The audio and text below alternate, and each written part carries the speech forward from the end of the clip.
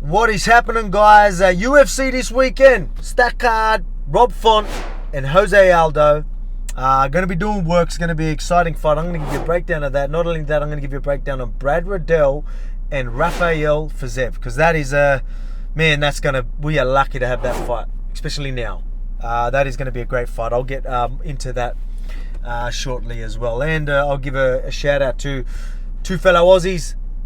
Jake Matthews and Jimmy Crute doing work as well, so I'll give a quick breakdown on them two fights as well. So let's get into it. The main event, Rob Font and Jose Aldo. Man, where do I start? I'll start with Rob Font. I was lucky enough when I was in doing the Ultimate Fighter. I was lucky enough to go there and be ringside for Rob Font and Cody Garbrandt. And Rob Font looked great. He uses that jab so good. You know, he doesn't telegraph it. You know what I mean? Nice straight lines. Doesn't telegraph it, and he can cover distance well with it.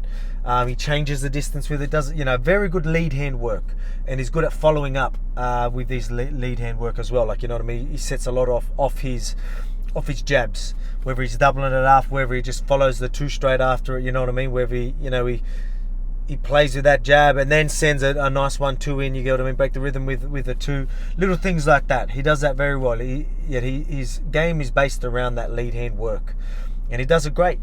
So that gets me into Aldo. Why I feel like Aldo might be a bit of a hard matchup for Rob Font. I think Rob Font needs to do more than just base his game around the jab, because Aldo is so well trained. And I'll go into some things that happened in my fight with Aldo and explain what I mean by that. So well trained. He's always in the right position. He's always in a based position, a balanced position. So he's powerful to throw counters and strikes. He's balanced and based very well for takedown defense.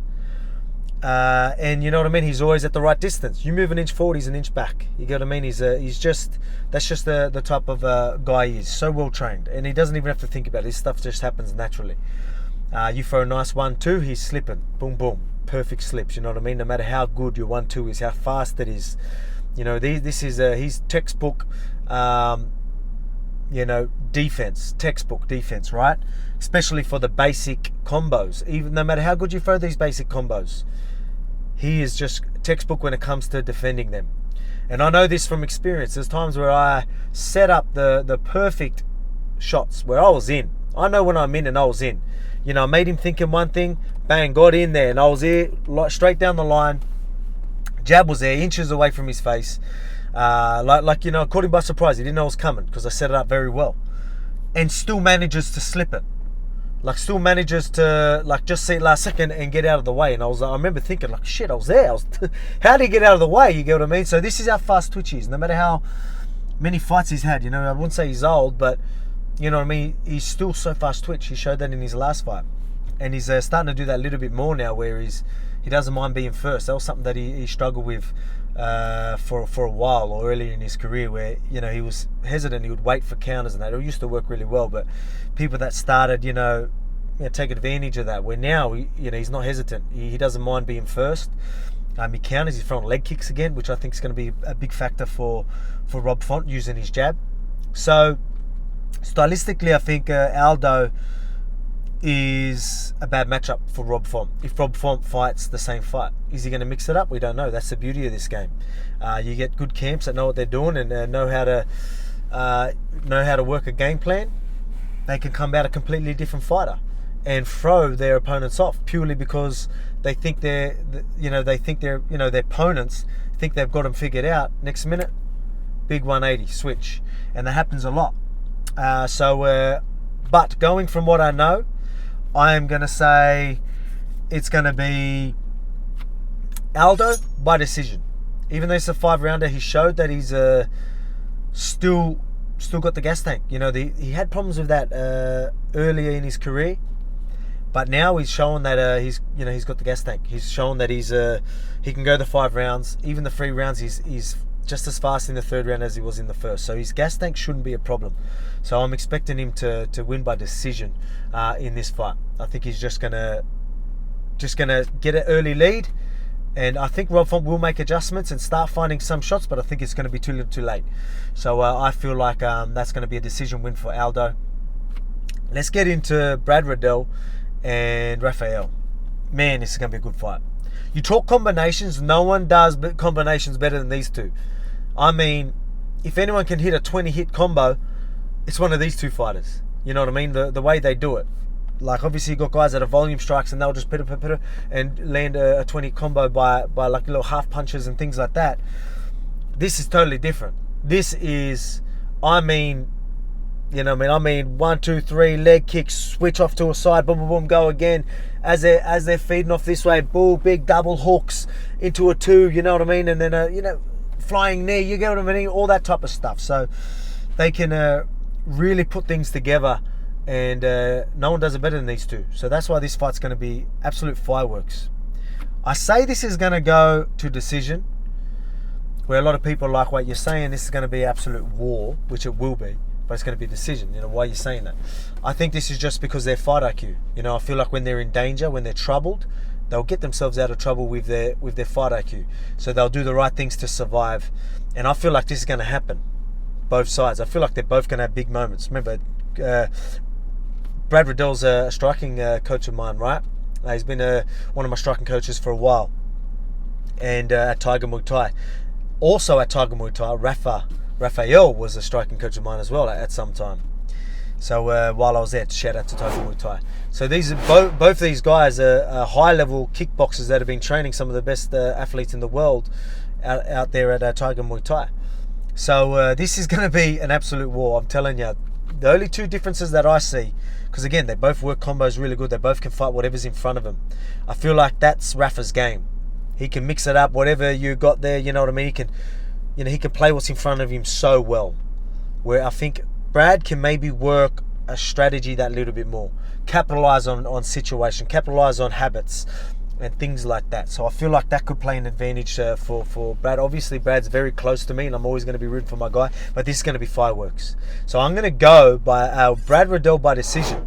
And again, when I say that, I mean you're going to be on the edge of your seat, and it's going to look like the fight's going to be finished many times during this fight. But I still feel like they will get to the decision, and it's going to be an absolute war. And we're going to be thankful that it went to the decision, and we're going to be thankful that these guys decided to have this fight earlier in their career, because these guys we're going to eventually meet later down the track.